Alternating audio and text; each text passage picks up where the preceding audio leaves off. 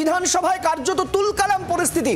সরব বিজেপি, কেষ্টর কুকথার জেরে মহিলাদের সম্মানহানির অভিযোগ, এই নিয়েই মুলতবি প্রস্তাব আনলো বিজেপির পরিষদীয় দল, কিন্তু মুলতবি প্রস্তাব গ্রহণ করা হয়নি এবং তারপরেই কার্যত বিধানসভার বাইরে স্লোগান দেয় বিজেপি। সেই ছবি আপনারা এই মুহূর্তে দেখতে পাচ্ছেন।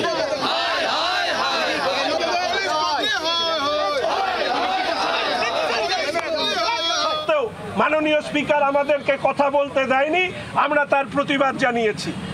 দ্বিতীয়ত, অনুব্রত মণ্ডল এসআরডিএর চেয়ারম্যান যে ভাষায় পুলিশের ওপরে তাদের পরিবারকে নিয়ে মা বউ তাদেরকে আক্রমণ করেছে, সেই ভাষা আমরা অন্তত বলতে পারবো না। মুখ্যমন্ত্রীর স্নেহভাজন, মুখ্যমন্ত্রীর ঘনিষ্ঠ অনুব্রত বাবু শুধু আইসি নয়, পুলিশের ডিজি রাজীব কুমারকে যে ভাষায় নির্দেশ দিয়েছেন, আমার ধারণা পুলিশের ডিজি রাজীব কুমার তিনি নিজের মেরুদণ্ড কালীঘাট বা ক্যামাক্সিতে জমা দিয়ে এসছেন। পুলিশের পোশাক পরেও ওনাদের যে পোশাক, সেই পোশাক পশ্চিমবঙ্গের মানুষ দেখতে পাচ্ছে না। ফলে আমরা অনুব্রত এসআরডিএর চেয়ারম্যান তার গ্রেপ্তারের দাবি জানিয়ে আমাদের মহিলারা অ্যাডজনমেন্ট মোশন এনেছিলেন, সেই অ্যাডজনমেন্ট মোশন পর্যন্ত পড়তে দেওয়া হয়নি।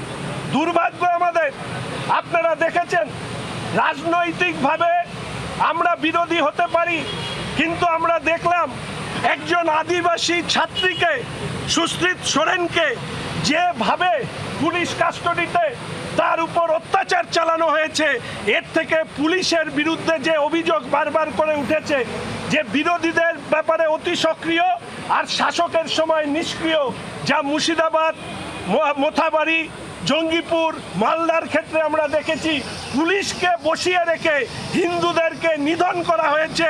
হরগোবিন্দ দাস, চন্দন দাস।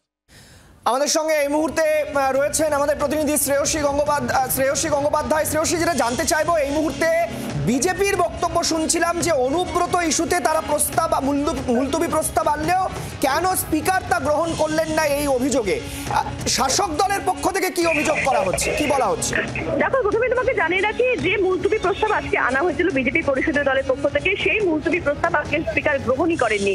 কারণ সেক্ষেত্রে যখন তিনি মুলতবি প্রস্তাবটি তিনি উল্লেখ করছিলেন, সেই সময় তিনি স্পষ্টভাবে বলেন যে এক্ষেত্রে এই মুলতবি প্রস্তাব যেহেতু যে বিষয়টার উপর আনা হয়েছে, যেহেতু এই মুহূর্তে সেটা বিচারাধীন এবং এই মুহূর্তে সেই বিষয়টা নিয়ে এখানে আলোচনা সম্ভব নয়, ফলে এই মুলতবি প্রস্তাব কিন্তু গ্রহণ করা হলো না, এমনটাই কিন্তু তিনি জানান। এবং তার পরিপ্রেক্ষিতে কার্যত দেখা যায় যখনই মুলতবি প্রস্তাব গ্রহণ করা হয় না, তীব্র প্রতিবাদ বিজেপির বেঞ্চ থেকে করা হয় এবং এই মুহূর্তে দাঁড়িয়ে যেহেতু স্পিকার মুলতবি প্রস্তাব গ্রহণ করেনি, তারপরেই দেখা যায় যে এক্ষেত্রে সামগ্রিকভাবে বিজেপি বিক্ষোভ দেখাতে থাকে এবং একসময় বিধানসভার কক্ষ ত্যাগ করে তারা বাইরে বেরিয়ে এসে তারা বিধানসভার যে মেন গেট, সেই মেন গেটের সামনে কিন্তু এই মুহূর্তে তারা বিক্ষোভ দেখাচ্ছিলেন এবং এক্ষেত্রে তাদের যেটা বক্তব্য যে তাদের যে দাবিটা ছিল, সেই দাবি কেন গ্রহণ করা হলো না এবং সেখানে কিন্তু পক্ষপাতিত্বের কথা বলা হচ্ছে। বেশ, শ্রেয়সী, অনেক ধন্যবাদ আমাদের সঙ্গে থাকার জন্য। কথা বলছিলাম শ্রেয়সী গাঙ্গুলির সঙ্গে।